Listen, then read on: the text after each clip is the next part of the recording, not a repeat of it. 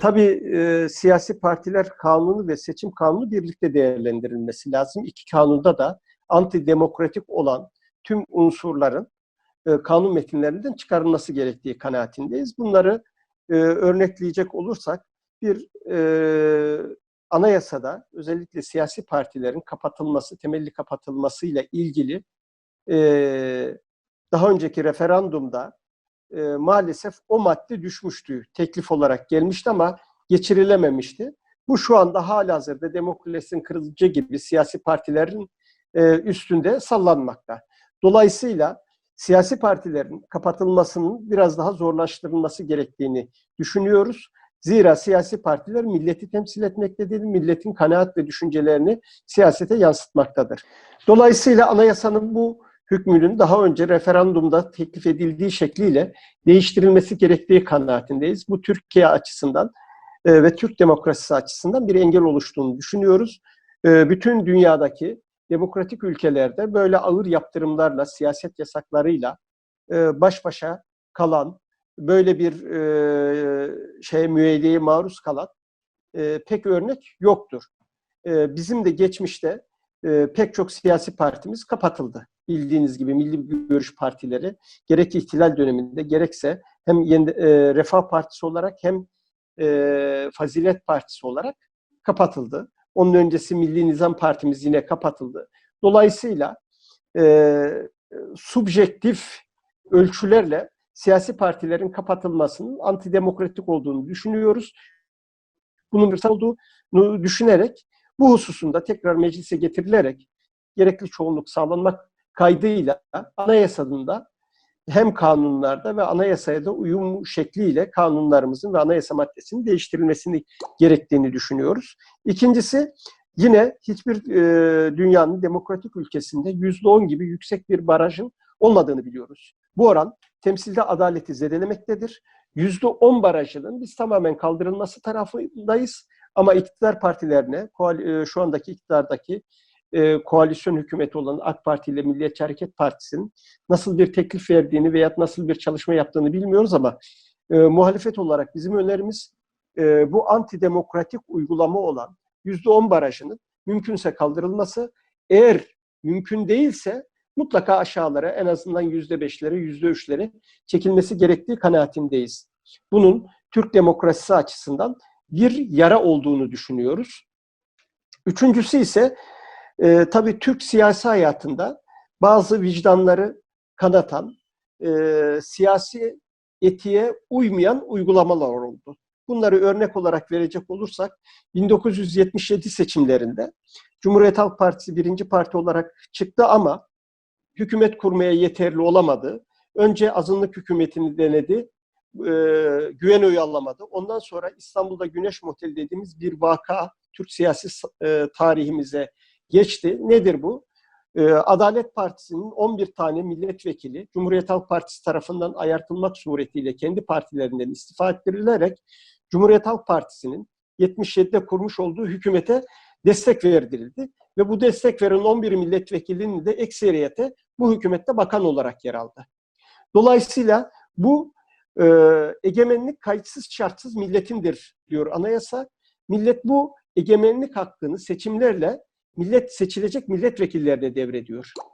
Bu milletin olan egemenlik hakkının ihlali niteliğindeydi ve millet iradesi ifsat edilmişti, suistimal edilmiştir. Şimdi günümüze geldiğimizde geçen seçimlerde bir siyasi partiye bir başka siyasi parti ödünç vekil verdi. Ne yaptı?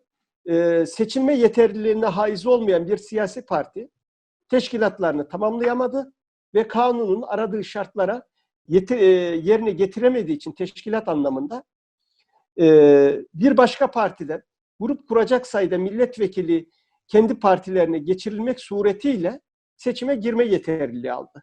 Peki milletimiz burada şu soruyu soruyor. Kendi partilerinden istifa eden milletvekilleri gerçekten kendi partilerinden istifa mı etmiştirler? Yeni partilerine katılmışlardır. Yeni geçtikleri partilerin üyesi ve milletvekilleri midir? Maalesef bu soruya üzülerek hayır cevabını vermek zorunda kalıyoruz.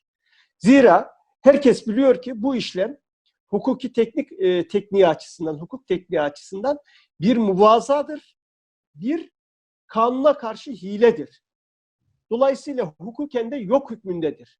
Kanunun aradığı bir, kanun koymuş olduğu bir engeli, bir yeterliliği siz bir başka kanun maddesiyle hukuka uygun hale getirmeye çalışıyorsunuz. Hukuki teknikte buna kanuna karşı hiledir. Yapılan işlem de yok hükmündedir. Bunun hukuk tarafından kabul edilemez olduğunu ifade etmek istiyoruz. Yeniden Refah Partisi olarak millet iradesinin ifsat edildiğini düşünüyoruz. Milletin hakimiyetinin ihlal edildiğini düşünüyoruz. Şimdi günümüze geldiğimizde ise yine ana muhalefet partisi Cumhuriyet Halk Partisi bir açıklama yaptı. Yeni kurulan partilere ödünç milletvekili verebileceklerini seçimlere katılması için grup kurdurabileceği imasında bulundu, teklifinde bulundu.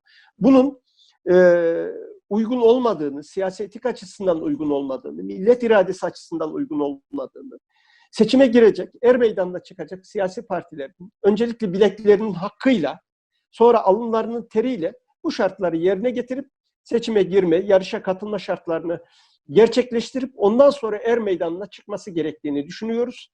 Zira Yeniden Refah Partisi kurulduktan 10 ay sonra 79 ilde 750 ilçede örgütlenmiş, tarihin en büyük kongresini yapmıştır. Dolayısıyla bileğimizin hakkıyla, alnımızın akıyla seçime girme yeterliliğini kazandık. Yeniden Refah Partisi Türk siyasi hayatı için önemli bir emsaldir, güzel bir örnektir. Yeni kurulan siyasi partilerin liderlerine ve yöneticilerine de bir başka siyasi partinin gücüne güvenerek vekillerini milletin iradesine aykırı olarak, ödünç alarak bu yolu denememelerini tavsiye ediyoruz. Zira seçimlere girme yeterliliği kazanıldıktan sonra, amaca ulaşıldıktan sonra herkes kendi partisine dönmektedir. Köylü köyüne, evli evine gitmektedir. Yeniden Refah Partisi olarak biz ödünç vekilliğe karşıyız. İnşallah yeni getirilecek taslakta bu hususta da adil bir dengenin olması gerektiği kanaatindeyiz. Şu anda %3 oy alan siyasi partilere hazine yardımı verileceği ifade edilmektedir. Bu hususta da hükümete çağrımız daha objektif kriterlere göre daha adil bir teklifin getirilmesi gerektiği kanaatindeyiz. İnşallah teklif geldiğinde de yine sizlerle detaylı olarak değerlendiririz. Şu anda bizim endişelerimizi ve tekliflerimizi sunduk. İnşallah somut bir teklif geldiğinde yine sizlerle yüz yüze görüşmeyi umut ediyorum.